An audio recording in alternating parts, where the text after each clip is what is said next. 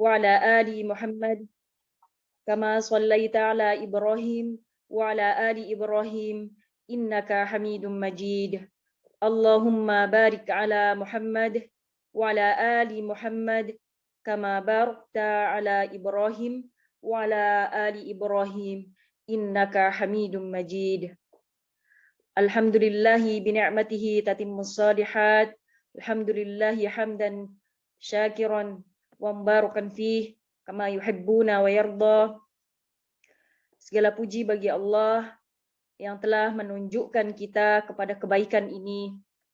Kita berada di dalam majlis dan sekali-kali kita semua tidak akan mendapatkan petunjuk jika Allah tidak memberi kita petunjuk.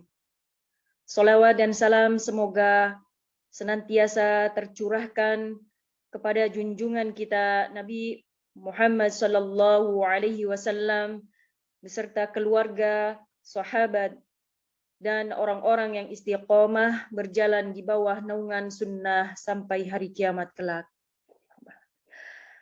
Ayatul ummahat, akhwat yang semoga dimuliakan oleh Allah Subhanahu wa taala. Jazakumullahu khairan wa barakallahu fikun atas semua kehadirannya malam ini. Dan ahlan wa sahlan wa marhaban bikunna kepada yang baru bergabung kembali ya. Allahumma inna nas'aluka ilman nafi'a wa rizqan tayyiba wa amalan mutaqabbala. Allahumma inna nas'aluka al-mu'afata ad-dunya wal akhirah. Rabbana zidna ilma warzuqna fahma. Rabbana atina fid dunya hasanah wa fil akhirati hasanatan wa qina adzaban nar. Pada kesempatan ini kita banyak bersyukur kepada Allah Subhanahu wa taala karena Ustadzuna dapat hadir kembali di sela-sela kesibukan yang sangat-sangat padat sehingga kita bisa berkumpul kembali memenuhi kewajiban kita sebagai hamba Allah untuk selalu menuntut ilmu dan usaha mengamalkannya dengan segala keterbatasan kita. Semoga Allah mudahkan kita menghadiahkan amalan-amalan terbaik bagi guru kita dan terlebih kepada kedua orang tua kita. Baiklah, malam ini kita akan belajar adab sesuai dengan judul yang ada, yaitu adab kepada Rasulullah SAW bersama guru kita Ustadzuna Dr. Muhammad Haikal Ali Basyarahil LCMA hafizahullahu taala. Untuk materi dalil bisa dilihat di PDF di grup ya, bisa dilihat.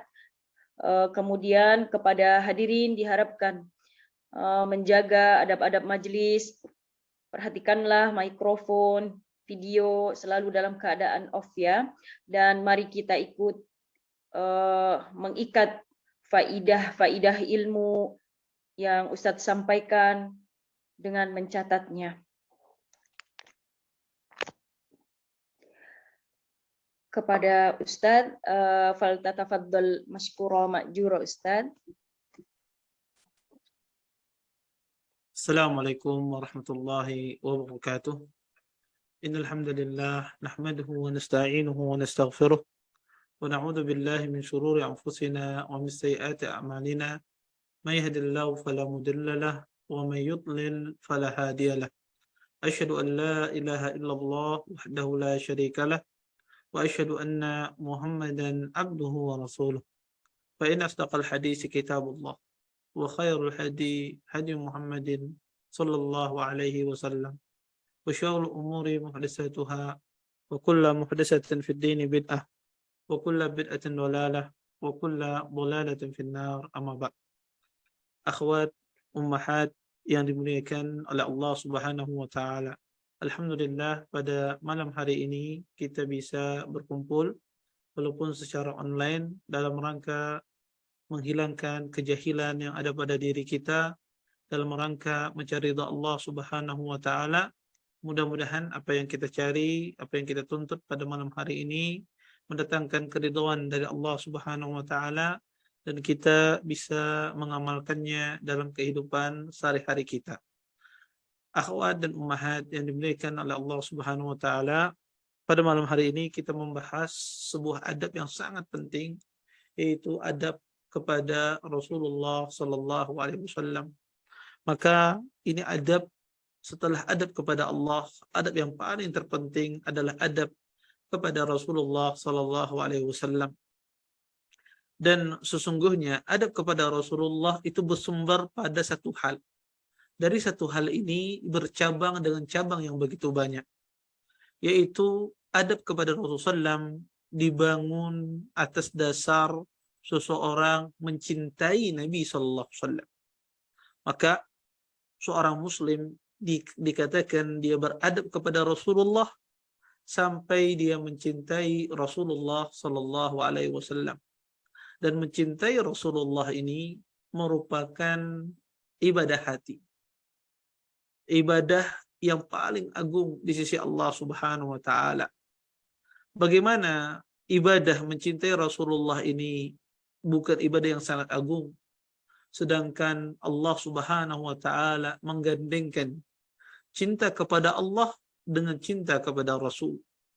Allah Subhanahu wa taala berfirman di dalam Al-Qur'an, Allah mengatakan, "Qul in kana aba'ukum wa abna'ukum wa ikhwanukum wa azwajukum wa 'ashiratukum wa amwalun iqtarabtumuha wa tijaratun takhshawna kasadaha wa masakin tardawnaha ahabba ilaykum min Allahi wa rasulih wa jihadin fi sabilih fatarabbasu hatta ya'ti Allah bi amrih wallahu la yahdil qaumal fasikin."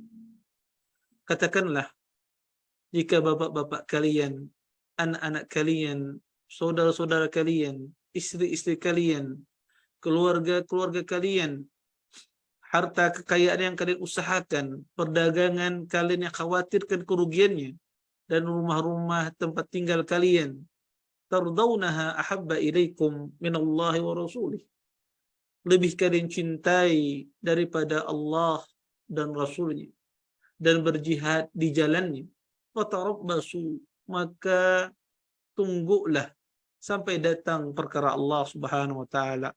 Wallahu la yahdil qaumul fasikin, dan Allah Subhanahu wa taala tidak memberi petunjuk kepada orang-orang yang fasik. Di dalam ayat ini Allah Subhanahu wa taala menggandengkan cinta kepadanya dengan cinta kepada Rasulullah sallallahu alaihi wasallam. Ini menunjukkan bahwasanya cinta kepada Rasulullah merupakan ibadah yang sangat agung. Sampai-sampai Allah Subhanahu wa taala menggandengkan cinta kepadanya dengan cinta kepada Rasulullah sallallahu alaihi wasallam. Makanya Nabi sallallahu alaihi wasallam mengisyaratkan di dalam sebuah hadisnya, seseorang tidak dikatakan dia beriman kepada Allah Subhanahu wa taala sampai dia mengutamakan Rasulullah di atas segalanya. Sampai dia mengutamakan Rasulullah di atas segalanya. Dia mendahulukan Rasulullah di atas dirinya. Nabi SAW pernah bersabda, kata Nabi SAW, "La yu'minu ahadukum hatta akuna ahabba ilaihi min walidihi wa waladihi wan nasi ajma'in." Kata Nabi SAW, tidak beriman salah seorang di antara kalian sampai aku lebih dia cintai daripada anaknya, daripada orang tuanya, dan daripada semua manusia. Kita tahu orang yang paling kita cintai di dunia ini adalah orang tua kita dan anak kita. Maka ini orang yang paling kita cintai di dunia ini. Kata Nabi SAW, tidak beriman salah seorang di antara kalian sampai dia lebih mencintaiku daripada dia mencintai anak dan orang tuanya, bahkan lebih mencintai daripada dirinya sendiri. Umar bin Khattab radhiyallahu taala anhu pernah dipegang tangannya oleh Rasulullah sallallahu alaihi wasallam. Rasulullah SAW pernah ketika berjalan dipegang tangannya oleh Umar bin Khattab radhiyallahu taala anhu. Kemudian kata Umar, la anta ya Rasulullah ahabbu ilai illa min nafsi. Kata Umar bin Khattab, wahai Rasulullah, sesungguhnya engkau lebih aku cintai daripada segala sesuatu, kecuali dari diri. Kata Umar, wahai Rasulullah, Anda ini lebih saya cintai daripada segala sesuatu, kecuali daripada diri saya. Kemudian Nabi mengatakan, la ya Umar, tidak begitu hai Umar. Tidak beriman salah seorang di antara kalian, kata Nabi SAW, sampai aku lebih dia cintai daripada semua manusia. Kemudian Umar bin Khattab pun mengatakan, al-an ya Rasulullah, la anta ahabba ilayya min kulli syai. Sekarang wahai Rasulullah, engkau lebih aku cintai daripada segala sesuatu, bahkan melebihi daripada diri. Lihat bagaimana Nabi SAW menegur Umar bin Khattab radhiyallahu taala anhu ketika beliau lebih mendahulukan diri beliau ketimbang Rasulullah SAW. Ini menunjukkan mencintai Nabi SAW ibadah yang luar biasa. Ibadah yang sangat agung di sisi Allah Subhanahu wa taala. Saking agungnya ibadah mencintai Nabi ini, sampai-sampai seorang tersebut akan dikumpulkan bersama Rasulullah SAW akibat cintanya kepada Nabi SAW. Ada seorang Arab Badui datang kepada Nabi SAW. Arab Badui ini bertanya, ya Rasulullah, mata sa'ah. Wahai Rasulullah, kapan terjadi hari kiamat? Kapan datangnya kiamat tersebut? Kemudian Nabi bertanya kepada Arab Badui tersebut, ma'a'adatta laha. Apa yang engkau siapkan? Kata Nabi SAW. Ketika hari kiamat itu datang, apa yang kamu persiapkan? Kata orang ini, la syai' illa anni uhibbullah wa rasulah. Kata orang ini, tidak ada wahai Rasulullah. Tidak ada sesuatu yang aku persiapkan khusus, tidak ada. Kecuali aku, kata Arab Badui ini, cinta kepada Allah dan Rasulnya. Kemudian Nabi pun mengatakan sebuah perkataan yang sangat indah. Kata beliau, anta ma'aman ahbabta. Sesungguhnya engkau nanti akan dikumpulkan di hari kiamat bersama dengan orang yang engkau cintai. Mendengar hadis ini, sahabat yang meriwayatkan ini, Anas bin Malik, ketika meriwayatkan hadis ini, beliau mengatakan, wallahi ma farihna bi syai'in farihna bi qaulin Nabi sallallahu alaihi wasallam anta ma'a man ahbabta. Kata Anas, demi Allah, kami tidak pernah bahagia, kami tidak pernah merasakan kebahagiaan yang luar biasa semenjak kami mendengar perkataan Nabi sallallahu alaihi wasallam bahwasanya engkau akan dikumpulkan bersama dengan orang-orang yang engkau cintai. Kata Anas, wallahi inni uhibbu Rasulullah wa Abu Bakrin wa Umar wa Utsman wa arjullah ayyajma'ani ma'ahum wa in lam a'mal bimisli a'malihim. Kata Anas bin Malik, demi Allah, aku cinta kepada Rasulullah. Aku cinta kepada Abu Bakar. Aku cinta kepada Umar. Aku cinta kepada Utsman bin Affan radhiyallahu taala anhu. Dan aku berharap kepada Allah agar aku dikumpulkan nanti di surga kelak bersama mereka karena cintaku kepada mereka. Walaupun, kata Anas, amalan aku tidak seperti amalannya mereka. Subhanallah. Makanya di dalam Islam sangat ditekankan seorang muslim, ya, dia mencintai Rasulullah Shallallahu Alaihi Wasallam karena ini adalah ibadah yang sangat agung. Kalau kita paham mencintai Nabi ini adalah adab terbesar dalam seseorang beradab kepada Rasulullah SAW, pertanyaannya, bagaimana cara mencintai Nabi? Bagaimana seorang tersebut mencintai Rasulullah SAW? Kalau orang mengatakan saya cinta kepada Nabi, semua orang bisa. Semua orang bisa mengaku-ngaku dia cinta kepada Nabi. Tetapi apakah perbuatannya sesuai dengan apa yang dicintai oleh Rasulullah? Apakah perbuatannya sesuai dengan apa yang diinginkan oleh Rasulullah SAW? Maka kalau sekedar mengaku-ngaku, semua orang bisa.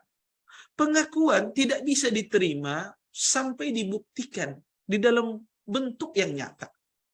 Maka kalau sekedar pengakuan, maka itu omong belaka.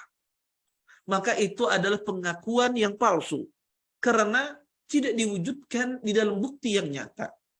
Oleh karenanya, para ulama mengatakan seseorang tidak akan dia dikatakan cinta kepada Rasulullah.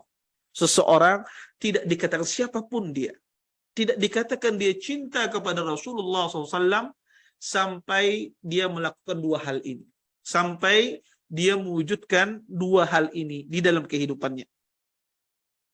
Pertama, hal yang pertama yang harus dia wujudkan. Kalau dia lakukan ini, maka orang ini dikatakan dia cinta kepada Rasulullah.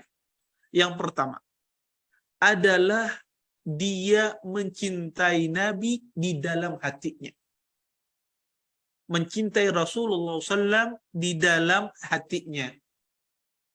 Banyak orang kadang-kadang itu madharnya, ya, bawaannya Masya Allah, penampilannya sunnah dan semisalnya, bercada dan semisalnya. Tetapi hatinya kosong. Tidak ada sama sekali cinta kepada Nabi SAW. Maka seseorang tidak dikatakan dia cinta kepada Nabi sampai dia mencintai Nabi di dalam hatinya. Bagaimana seseorang bisa mencintai Nabi betul-betul di dalam hatinya? Maka kata para ulama, dia harus melakukan dua hal. Kalau dia betul-betul mencintai Nabi SAW, maka yang pertama, cinta di dalam hati kepada Nabi tidak mungkin tumbuh kecuali Anda mempelajari akhlak Rasulullah SAW. Kecuali Anda memahami akhlaknya Rasulullah SAW. Makanya Aisyah radhiyallahu taala anha mengatakan, kana khuluqul Quran. Sesungguhnya akhlak Rasulullah SAW adalah Al-Quranul Karim. Karena Nabi SAW memiliki perangai akhlak yang luar biasa. Anda tidak mungkin mencintai seseorang, Anda tidak mungkin senang sama seseorang kalau Anda tidak mengerti akhlaknya, tidak mengetahui akhlaknya. Anda senang dengan pasangan Anda, dengan suami Anda, atau seorang suami senang dengan istrinya ketika dia mengetahui akhlaknya baik.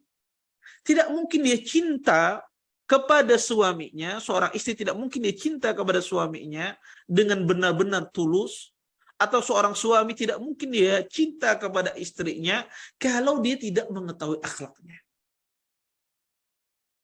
Maka seorang muslim dia harus mengetahui akhlak Rasulullah. Bagaimana akhlak Rasulullah dengan keluarganya? Bagaimana akhlak Rasulullah dengan sahabatnya? Bagaimana akhlak Rasulullah SAW dengan temannya? Bagaimana akhlak Rasulullah SAW dengan istrinya? Bagaimana akhlak Rasulullah SAW ketika beliau bermuamalah dengan anak kecil? Bagaimana akhlak Rasulullah SAW ketika beliau bermuamalah dengan orang-orang yang badui, dengan orang-orang yang jahil? Bagaimana akhlak Rasulullah SAW dengan orang Yahudi dan Nasara? Bagaimana akhlak Rasulullah SAW dengan orang yang lebih tua daripada beliau usianya? Maka Anda tidak mungkin bisa mencintai Nabi kalau di dalam hati Anda, kalau Anda tidak pernah mempelajari akhlaknya Rasulullah SAW. Tidak mungkin cinta itu tumbuh di dalam hati kita, betul-betul mencintai Nabi dalam hati, sedangkan kita tidak pernah menyentuh, tidak pernah mendengar, tidak pernah mengetahui akhlak Rasulullah SAW. Karena orang itu cinta kepada orang lain, salah satu sebab terbesarnya adalah akhlaknya, adalah budi pekertinya. Anda senang berteman dengan teman Anda, suka Anda dengan teman Anda berteman karena Anda tahu akhlaknya baik, akhirnya Anda cinta, akhirnya Anda berteman akrab, tidak mau pisah karena Anda mengetahui akhlaknya. Maka seperti itu pula, tidak mungkin di dalam hati kita ini cinta dengan benar kepada Nabi SAW kalau kita tidak mengetahui akhlak Rasulullah SAW. Kemudian yang kedua, seseorang tidak dia dikatakan cinta kepada Nabi di dalam hatinya selain dia mengetahui akhlaknya. Seseorang itu harus juga mengetahui jasa-jasa Rasulullah SAW. Demi Allah, kalau bukan jasa Nabi SAW, maka kita tidak mengenal Islam. Kalau bukan jasa Rasulullah SAW, maka kita tidak akan bisa masuk surga. Tidak tahu kita jalan menuju surga. Karena Nabi SAW jasanya luar biasa, lebih besar jasa Rasulullah SAW dibandingkan jasa ibu kita, jasa ayah kita kepada kita. Oleh karena itu kata para ulama, kalau Anda ingin tahu jasa Nabi SAW, maka baca Syiratun Nabawiyah. Baca sejarah Nabi SAW, sejarah kehidupan manusia terbaik di muka bumi. Maka sungguh pada abad sekarang ini, pada zaman sekarang ini, sungguh ironis. Orang itu banyak mengatakan cinta kepada Nabi SAW. Saya senang dengan Rasulullah. Rasulullah idola saya. Rasulullah role model dalam kehidupan saya. Tetapi dia tidak pernah meluangkan waktunya untuk membaca biografi manusia terbaik di muka bumi. Tidak pernah dia meluangkan waktunya untuk membaca Siratul Rasul, kehidupan Nabi SAW. Padahal beliau adalah Rasul yang paling mulia, seutama-utama Rasul yang Allah utus ke muka bumi. Tapi tidak ada banyak di antara kaum muslimin tidak mau dia meluangkan waktunya untuk mengenal Rasulullah SAW. Bagaimana dia bisa mengetahui jasa-jasa Nabi SAW sedangkan dia tidak pernah di dalam hidupnya membaca kehidupan Rasulullah SAW. Orang kalau tidak mengenal jasa maka tidak tumbuh cinta di dalam hatinya. Kita ini kenapa kita mencintai ibu kita, kita mencintai ayah kita mencintai ya pasangan kita ya. Maka karena kita tahu jasanya. Anda tahu jasa ibu Anda tahu jasa ayah Anda luar biasa kepada Anda. Maka kita cinta kepada mereka. Ya, karena kita tahu jasanya sehingga tumbuh di dalam hati kita ini kecintaan yang sangat mendalam kepada orang tua kita. Maka itu pula ketika Anda cinta kepada Nabi SAW, maka tidak mungkin tumbuh cinta yang mendalam di dalam hati Anda kalau Anda tidak pernah mengetahui jasa-jasa Rasulullah SAW. Maka kata para ulama, hal yang pertama dikatakan seseorang itu cinta kepada Nabi, pertama dia mencintai Nabi di dalam hatinya. Dan cinta di dalam hati ini diwujudkan, ditumbuhkan dengan dua hal. Dengan mempelajari akhlak Nabi dan dengan mengetahui jasa-jasa Rasulullah SAW. Yang kedua, dikatakan seseorang itu cinta kepada Nabi SAW dan ini adab terbesar. Dan semua adab masuk ke dalam cinta kepada Nabi. Yaitu dia mengikuti Nabi SAW. Dia mengikuti Rasulullah SAW. Maka bukti cinta Anda kepada Nabi SAW, Anda mengikuti sunnah-sunnah Rasulullah SAW. Menjalankan perintah-perintah beliau. Allah Subhanahu wa taala berfirman dalam Al-Qur'an, "Wa ma ataakumur rasul fakhudhuhu wa ma nahakum anhu fantahu wattaqullah innallaha syadidul iqab." Kata Allah Subhanahu wa taala, segala sesuatu yang datang dari Rasulullah SAW maka ambil. Apa yang datang dari Rasulullah SAW maka laksanakan, kerjakan. Dan apa yang dilarang oleh Rasulullah SAW tinggalkan. Wattaqullah, dan bertakwalah kalian kepada Allah.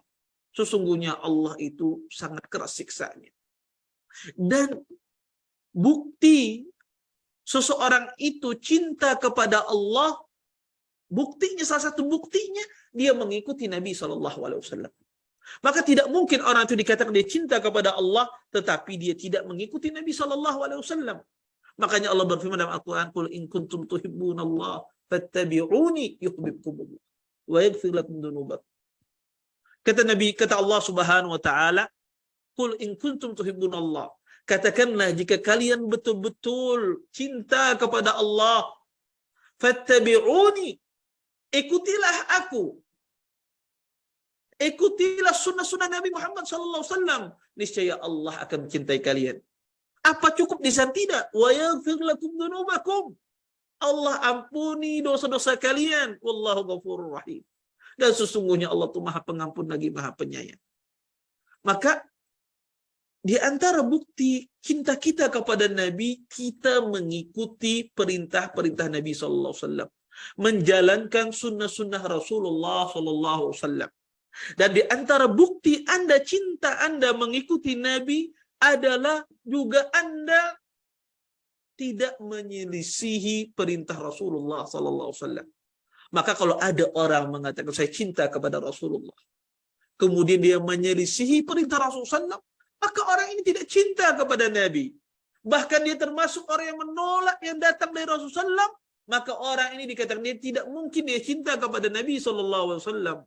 Karena Allah Subhanahu Wa Taala berfirman di dalam Al-Quran, Allah mengatakan, فَلْيَحْذَرِ الَّذِينَ يُخَالِفُونَ عَنْ أَمْرِهِ أَنْ تُصِيبَهُمْ فِتْنَةٌ أَوْ يُصِيبَهُمْ عَذَابٌ أَلِيمٌ. Kata Allah Subhanahu Wa Taala, maka hendaklah berhati-hati orang-orang yang menyelisihi perintah Rasul Sallallahu Alaihi Wasallam, ditimpakan kepada mereka fitnah atau ditimpakan kepada mereka azab yang sangat pedih. Subhanallah. Ini sangat bahaya. Orang yang menyelisih perintah Nabi Sallallahu Alaihi Wasallam diancam oleh Allah Subhanahu Wa Taala dengan ancaman yang luar biasa. Di dalam ayat ini Allah ancam dia dengan ancaman pertama, ditimpakan kepada dirinya fitnah. Sebagian ahlul ilmu mengatakan fitnah di sini berupa kesyirikan. Na'udzubillah. Atau ditimpakan kepada mereka azabun alim. Ditimpakan kepada mereka adalah azab yang sangat pedih. Subhanallah. Bahkan di dalam sebagian ayat Allah ancam orang-orang yang menyelisihi perintah Nabi SAW diancam dengan api neraka. Kata Allah, alam ya'lamu annahu may yuhadidillah fa anna lahu nar jahannam khalidan fiha. Apakah mereka tidak mengetahui orang-orang yang menyelisihi, membangkang terhadap perintah Allah dan Rasulnya, bagi mereka neraka jahanam kekal di dalamnya. Subhanallah, ini ancaman yang luar biasa. Orang-orang yang menyelisih perintah Rasulullah SAW. Maka dikatakan Anda ittiba, mengikuti sunnah Nabi, menjalankan sunnah Nabi SAW, yaitu tidak menyelisihi perintah Rasulullah SAW. Makanya Imam Syafi'i rahimahullahu ta'ala, pernah beliau ditanya tentang sebuah permasalahan. Kemudian dijawab oleh Imam Syafi'i dengan sebuah hadis. Pertanyaan ini dijawab oleh beliau dengan hadis yang beliau dengar dari guru beliau. Kemudian murid-murid beliau ini mengatakan, "Atakhudhu bihi ya Abu Abdullah?" Wahai Imam Syafi'i, kamu mengambil hadis ini? Maksud orang ini, hadis ini bertentangan dengan pendapatmu, madhabmu. Engkau mau mengambilnya? Mendengar demikian, Imam Syafi'i bergetar. Beliau mengatakan, "Ayu ardin tukilluni wa ayu sama'in tuzilluni. In rawaitu hadisan lam akul bihi." Kata beliau, langit bumi mana yang mau menampungku? Langit mana yang mau menaungiku? Jika seandainya aku meriwayatkan hadis Nabi SAW, aku tidak mengamalkannya, aku tidak melaksanakannya. Langit mana yang mau menaungiku, kata beliau. Dalam sebagian riwayat, sebagian cerita, orang bertanya kepada Imam Syafi'i, dijawab oleh Imam Syafi'i bahwasanya ini, belum sebutkan hadisnya. Kemudian orang ini bertanya lagi, apakah engkau mengambil hadis ini, wahai Imam Syafi'i? Marah besar Imam Syafi'i. Beliau mengatakan, ra'aitani kharajtu min kanisa. Kata beliau, engkau melihat aku keluar dari gereja. Atarani albasu zunnar. Engkau melihat aku memakai salib. Sampai aku mengatakan hadis Nabi SAW dan aku tidak mengamalkannya. Tidak mungkin orang itu cinta kepada Nabi SAW, tetapi dia adalah orang yang menyelisih perintah Rasulullah SAW. Tidak mungkin seorang itu dikatakan dia mengikuti Rasulullah SAW, tetapi dia adalah orang yang nomor satu menyelisih perintah Rasulullah SAW. Dan menyelisih perintah Nabi ini banyak hal. Bisa bentuknya seseorang menyelisih perintah Nabi dengan cara dia menghalang-halangi sunnah Rasulullah SAW. Ya, dia halangi orang-orang yang menjalankan sunnah. Dia halangi orang-orang yang ingin mempraktekkan sunnah Rasulullah SAW. Maka hati-hati. Dan di antara bentuk juga orang menyelisih sunnah Rasulullah sallallahu alaihi wasallam, menyelisih perintah Nabi.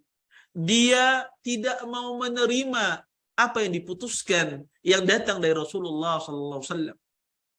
Makanya Allah Subhanahu wa taala berfirman dalam Al-Qur'an, "Fala wa rabbika la yu'minun hatta yuhakkimuka fi ma syajara bainahum." Kata Allah Subhanahu wa taala, demi Allah, demi Tuhanmu, mereka tidak beriman sampai menjadikan engkau wahai Rasulullah hakim di antara mereka.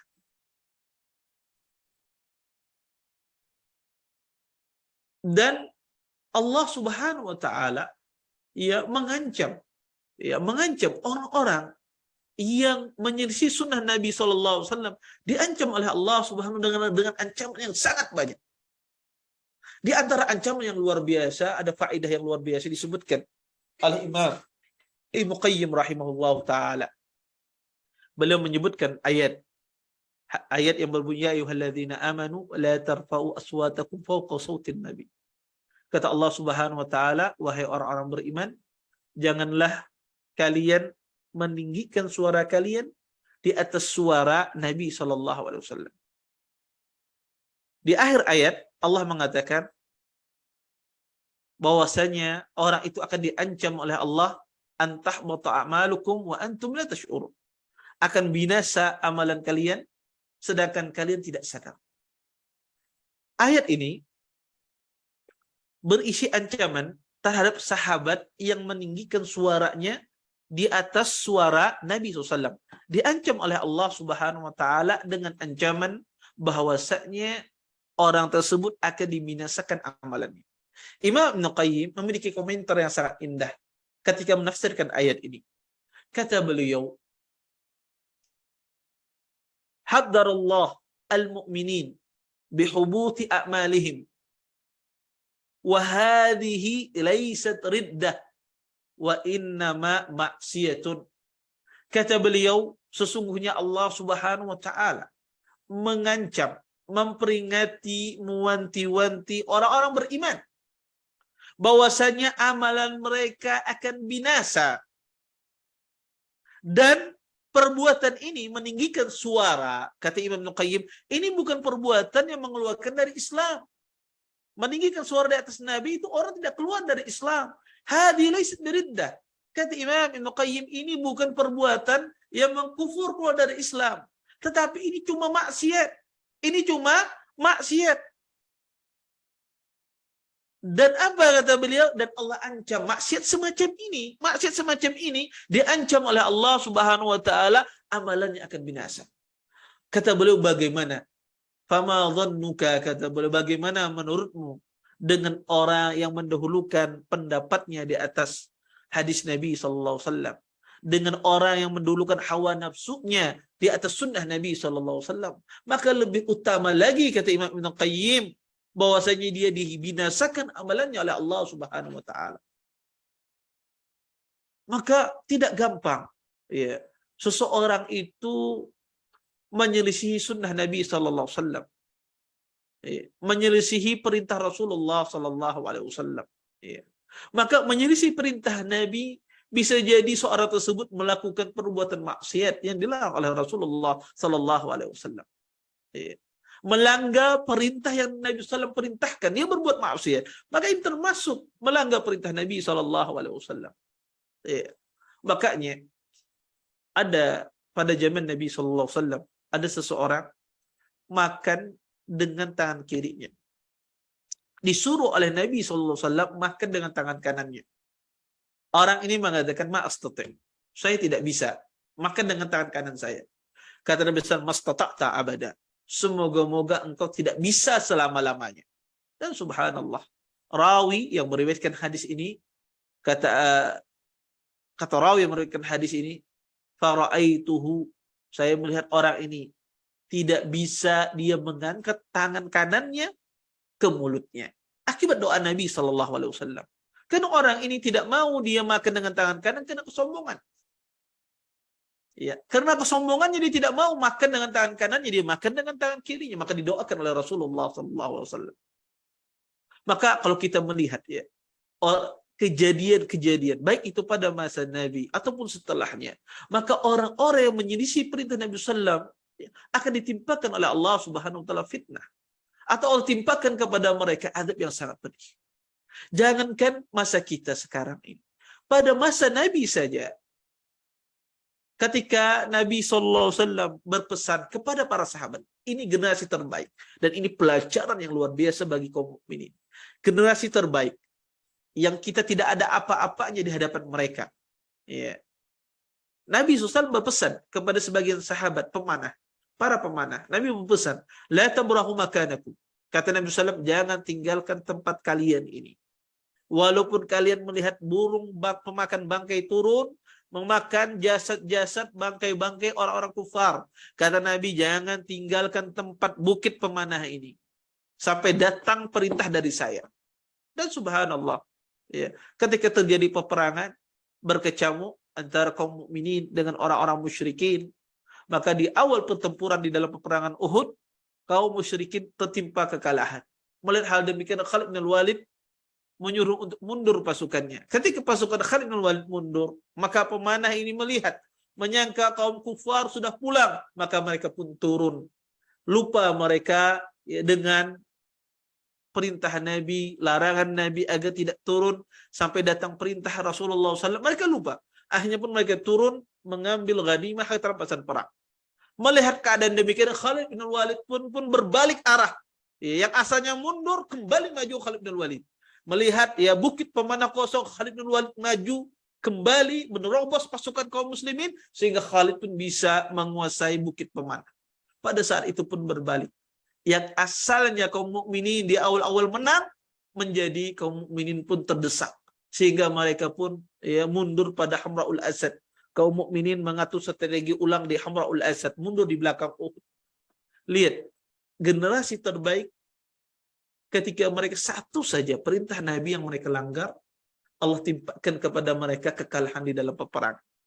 Maka orang zaman sekarang ini wajar sekali kalau di dalam hidupnya banyak masalah, di dalam hidupnya banyak musibah. Pertanyaannya, sejauh mana Anda menjalankan sunnah Nabi SAW? Sejauh mana Anda tidak melanggar perintah Rasulullah SAW? Maka wajar kalau di dalam hidup kita banyak musibah. Wajar di dalam hidup kita banyak permasalahan. Karena banyak hal-hal dari perintah Nabi SAW yang kita langgar. Banyak hal-hal yang diperintahkan oleh Rasulullah yang harusnya kita laksanakan, tidak kita laksanakan. Maka wajar sekali fitnah itu, musibah itu bertubi-tubi, silih berganti datang kepada kita. Di dalam banyak buku, di dalam buku sir banyak sekali disebutkan sebab-sebab musibah-musibah turun akibat orang-orang yang mengerjakan atau meninggalkan sunnah-sunnah Rasulullah SAW atau bahkan mengingkari sunnah Rasulullah SAW, bahkan mengejek Allah azab mereka sebelum Allah azab di akhir, Allah azab dia di dunia. Subhanallah, pernah suatu hari ada seorang menyebutkan hadis Nabi SAW. Menyebutkan hadis Nabi SAW, kata Nabi SAW, jika salah seorang di antara kalian bangun dari tidurnya, fala yaghmis yadahu fil ina'i hatta yaghsil yadah. Kata Nabi SAW, jika seseorang bangun dari tidurnya, maka jangan dia celupkan tangannya langsung ke dalam bejana. Karena kalian tidak tahu, kata Nabi SAW, tangan kalian ini dari tadi malam, aina batat yaduh, di mana tadi malam tangannya bertempat tinggal. Artinya, kalian tidak tahu waktu tidur itu tangan kalian kemana-mana, menyentuh sesuatu yang kotor. Kalian tidak tahu, kata Nabi SAW. Maka disuruh oleh Nabi basuh dulu, baru boleh dicelupkan ya ke dalam bejana. Ketika seorang bangun tidur dari tidur malam. Ketika disebutkan hadis ini, ada seseorang mengatakan, Ana adri, aina batat yadi. Kata orang ini, saya tahu kok, di mana tangan saya ini tadi malam beristirahat. Di mana tadi malam saya menggerakkan tangan saya ini, tahu kok di waktu tidur. Dia ingin mengingkari hadis Nabi SAW. Dia ingin mengatakan, tidak perlu membasuh tangan. Kita tahu kok di mana tangan kita tadi malam. Pegang apa, kita tahu. Orang ini ingin mengingkari hadis Nabi SAW. Ternyata apa? Keesokan harinya, subhanallah, orang ini pun dia tangan kanannya masuk ke dalam duburnya. Ya, tangan kanannya masuk ke dalam duburnya, tidak bisa dia tarik. Allah Subhanahu wa taala azab dia di dunia sebelum Allah azab dia di akhirat kelak. Ya. Dan bahkan juga disebutkan, ya banyak sekali kalau kita ingin menyebutkan, para ulama menyebutkan, ya hukuman Allah Subhanahu wa taala di dunia terhadap orang-orang yang menyelisih sunnah-sunnah Nabi SAW.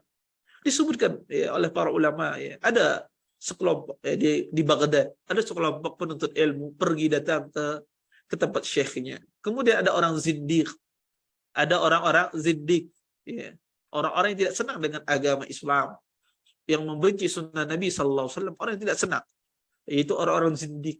Mereka ini ketika para pelajar ini, para penuntut ilmu ini datang ke halaqah syekh, mereka mengatakan kufu arjulakum, kufu arjulakum. Kata orang ini, angkat kaki kalian, angkat kaki kalian. Jangan kalian kotori sayapnya malaikat dengan kaki-kaki kalian. Dia ingin mengingkari hadis, innal malaikata tadau ajnihataha li talibil ilmi ridhan bima yatlub. Kata Nabi SAW, sesungguhnya malaikat itu membentangkan sayapnya bagi para penuntut ilmu karena senang terhadap apa yang dia cari. Orang ini, orang zindik ini, dia ingin mengingkari hadis Nabi SAW. Masa ada malaikat membentangkan sayapnya? Akhirnya pun setiap ada penuntut ilmu datang ke majelis ilmu, dia katakan, angkat kaki kalian. Ya, angkat kaki kalian, jangan kotori sayap-sayap malaikat. Subhanallah. Tidak berapa lama dia berkata-kata demikian, Allah jadikan orang tersebut tidak bisa berbicara, badannya kaku, tidak bisa digerakkan. Ditimpa dia syala, stroke langsung. Ya. Hukuman Allah Subhanahu wa taala terhadap orang yang menyelisihi perintah Nabi SAW.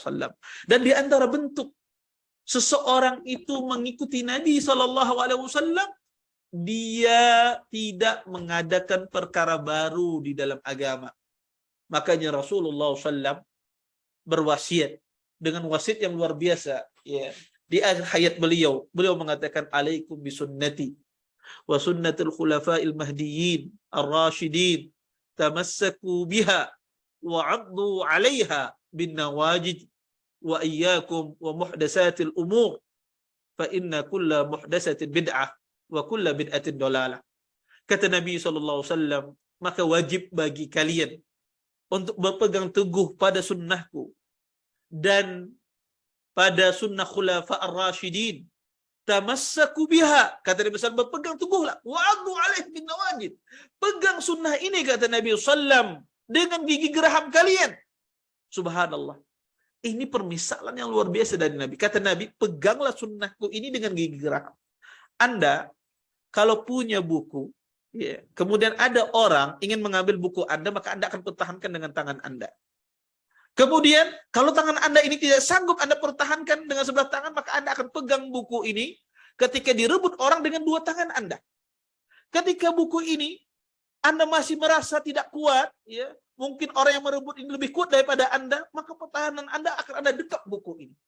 Akan Anda dekap agar orang ini tidak bisa mengambil dari Anda. Kalau orang itu masih bisa mengambil dan hampir terlepas buku ini, maka Anda gigit dengan gigi geraham Anda. Kata Nabi SAW, semacam itu seseorang memegang sunnah. Ini permisalan yang luar biasa dari Nabi SAW. Kata Nabi, gigitlah dengan gigi geraham. Itu benteng terakhir. Walaupun tidak bisa lagi, maka gigit. Tahan dengan gigi geraham kalian. Jangan sampai sunnah itu lepas dari kalian. Kemudian, wa iyyakum muhdatsatil umur. Kata Nabi SAW, hati-hati dari perkara baru di dalam agama. Sesungguhnya setiap perkara baru di dalam agama, ya, itu adalah bid'ah. Dan setiap bid'ah itu adalah sesat. Karena agama ini telah sempurna.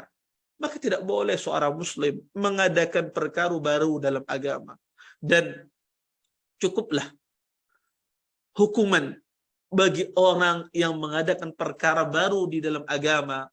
Allah hukum mereka, ya. Di antara hukuman, cukup kalau satu hukuman ini saja dipahami oleh orang tersebut dengan baik, maka dia takut melakukan perkara baru dalam agama.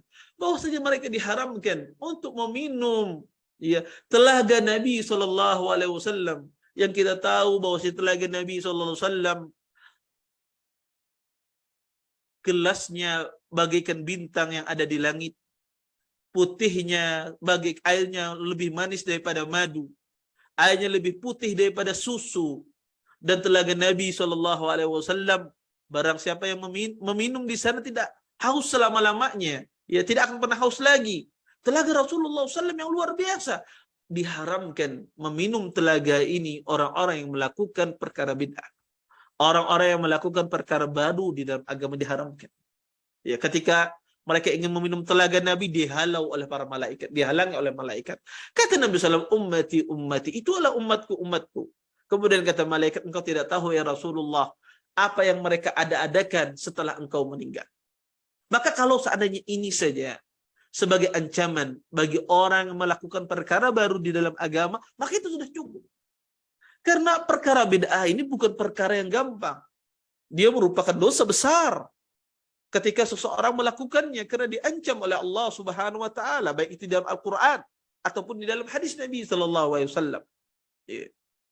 Apalagi ya, para ulama mengatakan orang yang mengadakan perkara baru di dalam agama, maka dia seolah-olah mengatakan ya Nabi sallallahu alaihi wasallam tidak menyampaikan.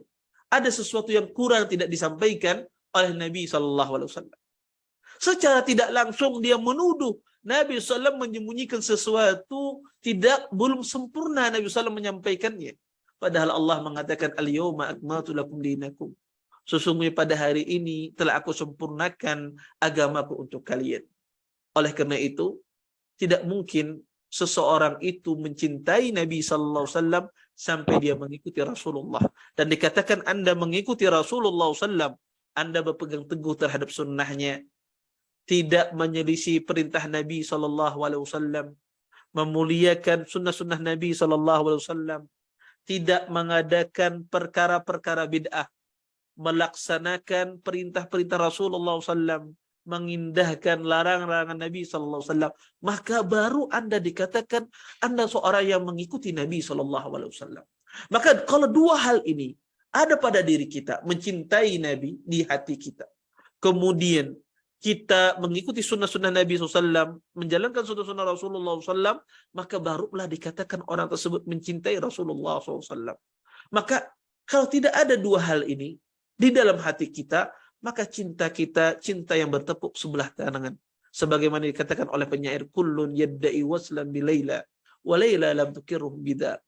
Kata penyair, semua orang mengaku-ngaku cinta sama Laila, tetapi Laila ya tidak mengakuinya cinta mereka. Maka itu cinta yang bertepuk sebelah tangan. Maka kalau Anda ingin mengukur sejauh mana cinta Anda kepada Nabi sallallahu alaihi wasallam, sejauh mana Anda cinta kepada Nabi sallallahu, ukurlah sejauh mana Anda menjalankan sunnah-sunnah Nabi sallallahu alaihi wasallam.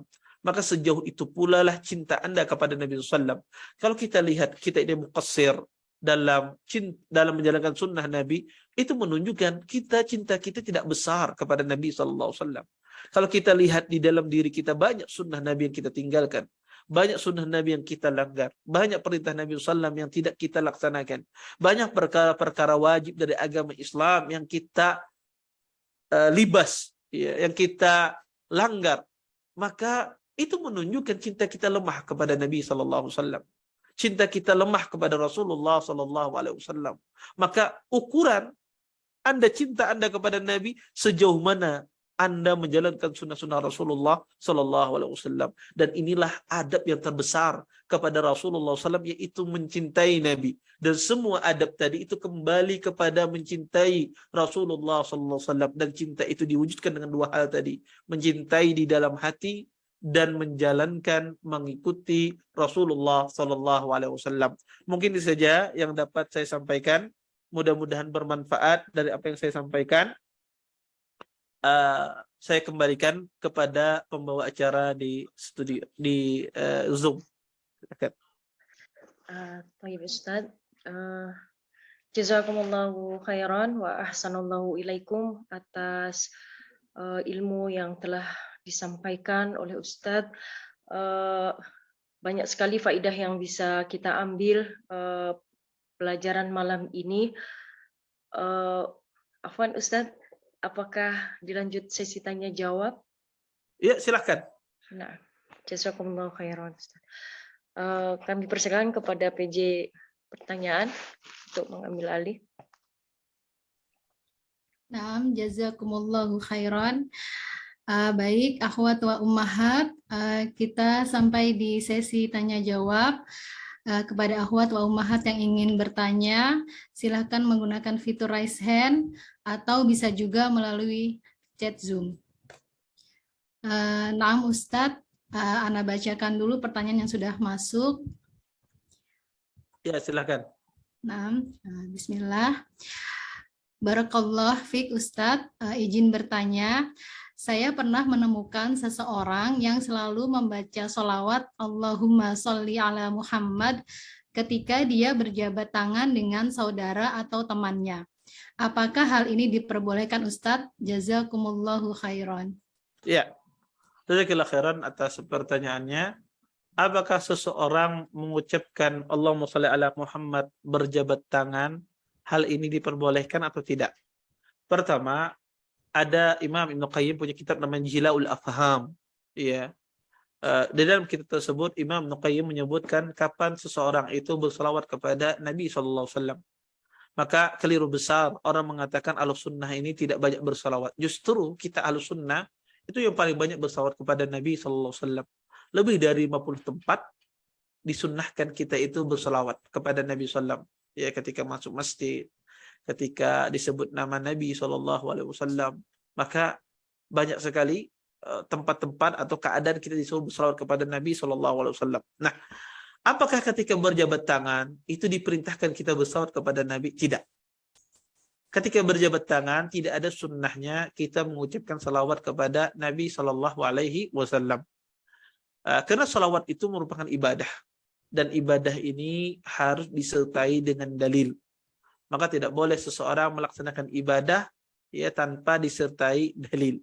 Maka kalau ada orang berkeyakinan berjabat tangan harus mengucapkan salawat, maka ini keliru. Maka ini kurang tepat. Kenapa? Karena salawat itu adalah ibadah dan ibadah itu harus disertai dalil. Tetapi kalau seandainya dia tidak ada keyakinan tertentu, tetapi dia ingin bersalawat kepada Nabi dan dia tidak cuma kebetulan saja pas berjabat tangan dia mengucapkan Allahumma shalli ala Muhammad kebetulan, maka insya Allah tidak mengapa. Tetapi kalau itu diyakini sebuah ibadah, setiap berjabat tangan mengucapkan Allahumma shalli ala Muhammad, atau dia meyakini fadilah tertentu ketika berjabat tangan mengucapkan salawat kepada Nabi, tentu ini tidak ini kurang tepat ya, karena tidak semacam ini dianjurkan bersalawat kepada Nabi. Karena ada tempat-tempat yang disuruh kita untuk bersalawat kepada Rasulullah SAW. Di antaranya di waktu pagi, di waktu sore, di waktu ketika seseorang disebut nama Nabi, ketika dia membaca di situ ada Rasulullah, dia bersalawat kepada Nabi SAW. Ketika dia masuk masjid, dia bersalawat kepada Nabi SAW. Ya, ketika dia berdoa, dia bersalawat kepada Nabi SAW. Ketika di tasyahud akhir, dia bersalawat kepada Rasulullah. Maka banyak tempat kita disuruh untuk bersalawat kepada Nabi SAW. Wallahu ta'ala alam. Naam, jazakumullahu khairan Ustadz atas jawabannya. Pertanyaan berikutnya Ustadz. Assalamualaikum Ustadz. Afwan izin bertanya, bagaimana menasihati orang tua yang belum paham sunnah? Hanya mengikuti kebiasaan yang ada di daerahnya. Misalnya tahlilan kematian, merayakan maulid, dan lain-lain.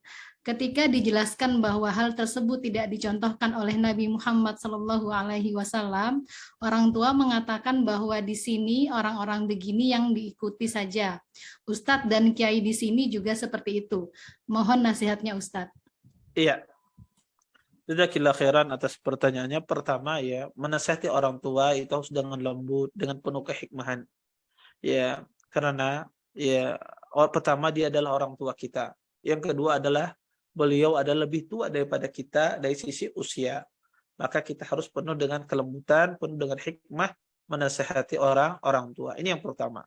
Kemudian yang kedua, ya tentu jangan putus dalam berdoa kepada Allah Subhanahu wa taala. Sering-sering berdoa kepada Allah. Terus meminta kepada Allah agar diberikan hidayah kepada kedua orang tua. Kemudian yang ketiga adalah maka ya kita jelaskan dengan yang baik dan benar ketika menjelaskan sunnah tersebut. Misalnya tadi dilemparkan semacam syubhat ya, bahwasanya ini dilakukan oleh banyak orang, bahkan orang-orang besar di sini melakukan ini, kecuali kamu saja yang tidak melakukannya ya. Maka kita jelaskan ya, kadang ya kebenaran itu tidak dilihat dari berapa banyak orang yang melakukannya. Ukuran kebenaran itu bukan berapa banyak orang yang melakukannya. Karena Allah tidak menjadikan ukuran kebenaran itu dengan berapa banyak orang melakukannya. Makanya Allah katakan dalam Al-Quran, wa in tuti aktsar man fil ardi yudilluka an sabilillah. Kata Allah Subhanahu wa taala, jika engkau taati kebanyakan orang di muka bumi ini, niscaya dia akan menyesatkanmu dari jalan Allah Subhanahu wa taala. Maka dijelaskan kepada beliau bahwasanya kebenaran bukan dilihat oleh banyaknya pengikut, banyaknya orang yang mengerjakannya, tetapi kebenaran dilihat apakah sesuai dengan Al-Quran dan Sunnah, sesuai dengan pemahaman para sahabat Nabi SAW. Maka dijelaskan demikian. Maka kebanyakan orang itu senang dengan lihat kalau banyak orang, ya sudah. Orang itu seringnya mengukur baik itu dengan banyaknya orang. Sama. Dan itu fitrah manusia, tabiat manusia semacam itu. Tabiat manusia, ya kalau melihat ada orang banyak, pasti ini baik. Sama ketika kita melihat sebuah toko misalnya jualannya laris, maka kita katakan, oh ini laris, ini pasti enak. Toko makanannya pasti, belum tentu. Ya, belum tentu. Ya. Maka banyak dan sedikit itu bukan ukuran kebenaran. Ukuran kebenaran adalah mengikuti Al-Quran dan hadis sesuai dengan pemahaman para sahabat, para salafus saleh. Kemudian keempat, kita jelaskan kepada beliau bahwasanya, lihat, Nabi SAW,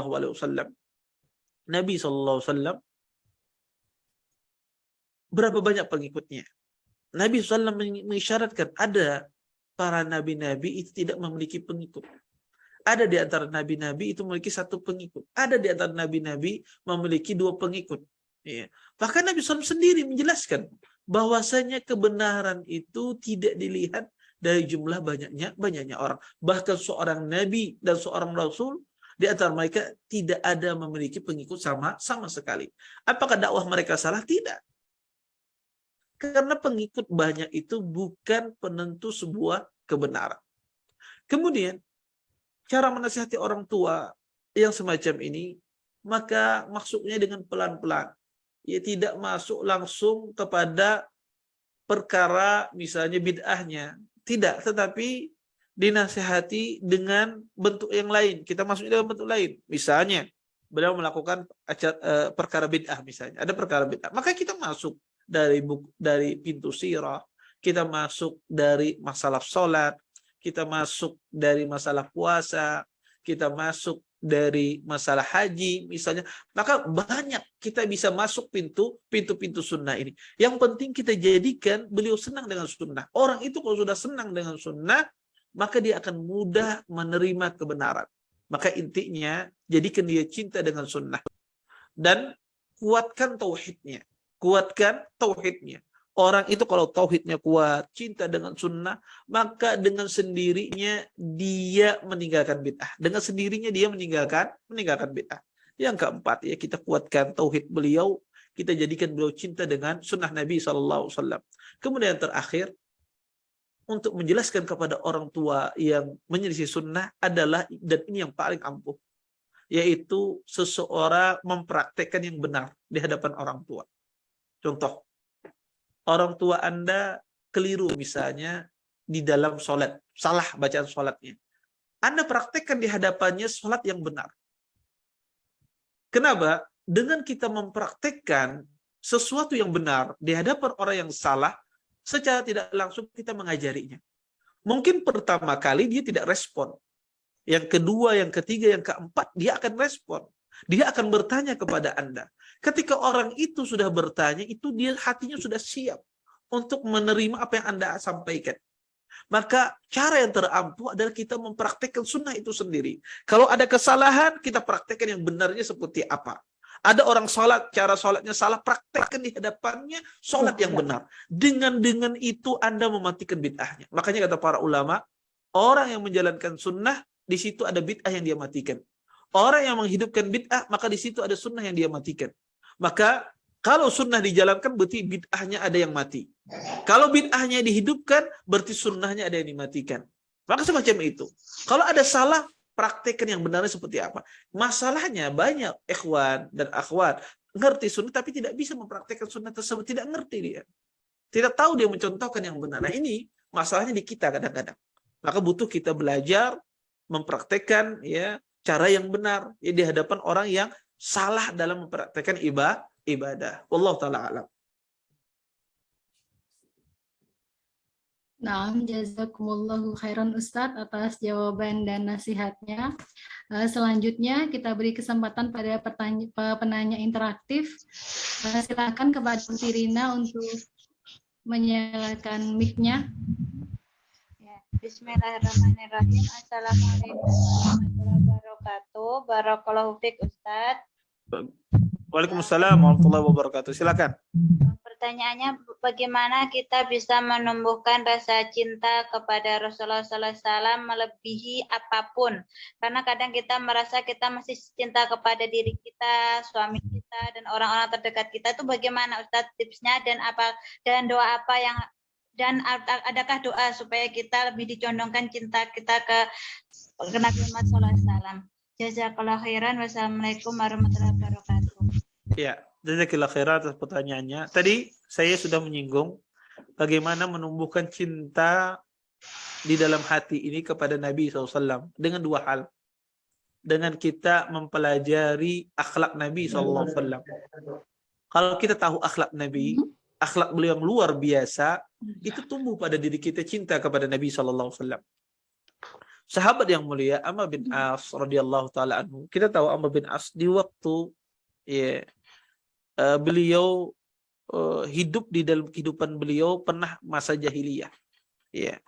Amr bin As sendiri menceritakan kehidupannya. Ketika Amr bin As di dalam sakratul maut, sahabat yang mulia ini ketika sakratul maut, beliau menghadap ke tembok. Tidak mau menghadap kepada para sahabat. Kemudian sahabat-sahabat yang datang tidak mau beliau menghadap. Sampai masuk anaknya, Abdullah bin Amr. Anaknya masuk kemudian mengatakan kepada Amr bin As, ya Abatah, qad basyaraka Rasulullah sallallahu bikada wa kada. Wahai bapakku, sesungguhnya Rasulullah telah memberikan kabar gembira untukmu semacam ini. Mendengar hal tersebut, barulah Amr bin As menoleh kepada anaknya dan kepada para sahabat yang hadir saat itu di saat-saat detik ajalnya. Kemudian Amr bin As pun berkata kepada anaknya, ya bunayya, ini kuntu fi salasi atbaqin. Wahai anakku, sesungguhnya aku ketika hidup di dunia ini berada pada 3 tahapan, 3 fase kata beliau. Pertama kata beliau, hina kuntu fil jahiliyah, ketika aku berada dalam kondisi jahiliyah. Maka kata beliau, wa ma ahadun ashaddu bughdan ilayya minan nabi sallallahu alaihi wasallam. Kata beliau, tidak ada seseorang yang paling aku benci dalam hidupku ketika masa jahiliyah, kata beliau, kecuali Nabi SAW. Sampai aku berkeinginan kalau seandainya aku bisa membunuhnya, niscaya akan aku bunuh Rasulullah SAW pada saat itu. Iya. Saking bencinya beliau dengan Rasulullah SAW. Kemudian kata beliau, summa ja'alallahu fi qalbi al-Islam. Kemudian Allah jadikan hidayah di hatiku memeluk agama Islam. Maka kata beliau, tidak ada orang yang paling aku cintai di muka bumi ini kecuali Nabi sallallahu alaihi wasallam. La in sa'altani, kata beliau, jika engkau bertanya kepadaku tentang akhlaknya, la ati, kata beliau, saya tidak sanggup mensifati akhlak Nabi sallallahu alaihi wasallam. Subhanallah. Syahid dari cerita ini, Amr bin As dulunya begitu bencinya dia dengan Nabi sallallahu alaihi wasallam. Ketika dia melihat akhlak Nabi yang luar biasa, bahkan ketika dia memeluk agama Islam, Amr bin As takut dia memeluk agama Islam. Ya. Ketika itu Amr bin As, wahai Rasulullah, bentangkan tanganmu wahai Rasulullah, kata Amr bin As. Kemudian Nabi membentangkan tangannya, Amr bin As menahan tangannya. Kata Nabi, wahai Amr, kenapa engkau tahan tanganmu wahai Rasulullah? Aku ingin engkau bersyarat. Apa syaratnya? Aku berharap dosa-dosaku diampuni. Ya. Ya, dosa-dosaku dimaafkan oleh Allah Subhanahu wa taala. Kemudian kata Nabi sallallahu alaihi wasallam, ya Amr, ama alimta anna al-Islam yahdumu ma kana qablahu? Wahai Amr, apakah engkau tidak tahu Islam itu menghapuskan dosa-dosa yang telah lalu? Wahai Amr, apakah engkau tidak tahu, kata Nabi sallallahu alaihi wasallam, hijrah itu menghapuskan dosa-dosa yang telah lalu? Ya. Baru setelah itu Amr pun membentangkan tangannya, kemudian dia bersyahadat kepada Nabi sallallahu alaihi wasallam. Syahid dari cerita ini, Amr bin As, dia cinta, yang dulunya ingin membunuh Nabi, cinta kepada Nabi SAW, begitu besar cintanya kepada Nabi, sehingga ketika ditanya bagaimana mensifati, tidak sanggup dia mensifati akhlak Nabi SAW. Yeah. Apa yang menumbuhkan rasa demikian? Karena dia mengetahui akhlak Rasulullah SAW, maka tumbuh cinta yang besar. Maka kalau kita ingin tumbuh cinta besar kepada Nabi SAW, pelajari akhlak Rasulullah, baca akhlak Nabi SAW. Maka dengan itu kita bisa mencintai Nabi SAW. Kemudian yang kedua, yang saya jelaskan juga di ceramah tadi, adalah dengan cara kita mempelajari jasa-jasa Rasulullah, yaitu dengan membaca buku-buku sirah. Ya. Dengan itu tumbuh di hati kita cinta yang besar, melebihi cinta Anda kepada suami Anda, melebihi cinta Anda kepada diri Anda sendiri. Kalau dua hal ini dilakukan, maka insya Allah Allah tumbuhkan cinta tersebut kepada Nabi SAW. Wallahu ta'ala alam. Jazakumullahu khairan Ustadz. Selanjutnya kami persilakan kepada Uhti Arinda Umu Lukman untuk membuka mic-nya. Oke, Assalamualaikum Ustadz. Waalaikumsalam warahmatullahi wabarakatuh. Ustadz, di lingkungan kami kan ada itu Isra Mi'raj ya. Kemudian Ustadznya itu menyampaikan katanya yang membuat bid'ah pertama kali itu Allah. Dalam penciptaan langit, katanya langit itu pertama kali diciptakan itu 1 lapis, kemudian dibid'ahkan Allah menjadi 7 lapis. Terus dengan isi ceramahnya yang begitu menyimpang, bolehkah kita itu merasa marah dan menggibah isi ceramah Ustadz tersebut? Syukran Ustadz, barakallahu fiik. Ya, jazakallahu khairan atas pertanyaannya. Pertama, jika seandainya ada orang ceramah menyimpang, bolehkah kita marah? Boleh. Karena itu bentuk kita, pembelaan kita terhadap sunnah Nabi SAW. Boleh kita marah. Ya, boleh kita marah, tetapi marah kita terukur. Ya, marah kita terukur, bukan ya, datang ke pengajiannya mungkin kita bentak-bentak, enggak. Boleh kita marah, ya. Kenapa? Karena dia menyimpang. Ya, itu bentuk cinta seorang muslim terhadap sunnah Nabi SAW, bentuk pengagungan dia terhadap sunnah Rasulullah SAW. Dia benci ketika seorang tersebut menyimpang. Bukan benci orangnya, tetapi benci perbuatannya, karena dia menyimpang dari hal yang sebagaimana mestinya. Kemudian yang kedua, apakah boleh orang itu digibah di majlis? Kalau tujuan Anda ingin menjelaskan kebatilannya, kejahilannya, maka tidak ada masalah. Maka boleh seseorang menggibah ya orang, ia ingin dalam rangka ingin menjelaskan kejahilannya, menjelaskan kebobrokannya, maka tidak mengapa. Ya, dan ini tidak termasuk dari gibah yang terlarang. Wallahu taala alam. Naam, jazakumullahu khairan Ustadz. Selanjutnya kita kembali ke pertanyaan di ruang chat. Bismillah. Jika seseorang diberikan keberhasilan dalam suatu urusan, kemudian dia berkata bahwa ini adalah berkah Nabi Muhammad, apakah hal ini termasuk perbuatan syirik, Ustadz? Iya. Jazakumullah khair atas pertanyaannya. Pertama, keberkahan itu dinisbatkan kepada Allah Subhanahu wa taala. Karena yang memberikan berkah hanyalah Allah Subhanahu wa taala, bukan Nabi. Ya. Berkah, yang memberikan berkah hanyalah Allah, bukan makhluk. Maka tidak boleh kita nisbatkan kepada makhluk. Ya. Ya, maka keberkahan itu ya berasal dari Allah Subhanahu wa taala. Maka ketika seorang misal mendapatkan rezeki ini berkah Nabi, dia menisbatkan bahwasanya memberikan berkah adalah Nabi sallallahu alaihi wasallam, maka ini tidak boleh. Maka yang harus kita nisbatkan berkah itu hanya milik Allah Subhanahu wa taala. Makanya Allah sering mengatakan tabarak, ya, sering dimulai dengan kata ayat tabarak, ya, maha suci Allah Subhanahu wa taala, karena Allah yang memberikan berkah. Kemudian yang kedua, dan harus dipahami juga, ada sesuatu itu yang ditetapkan keberkahannya. Segala sesuatu yang ditetapkan keberkahannya, maka kita tetapkan. Contoh misalnya,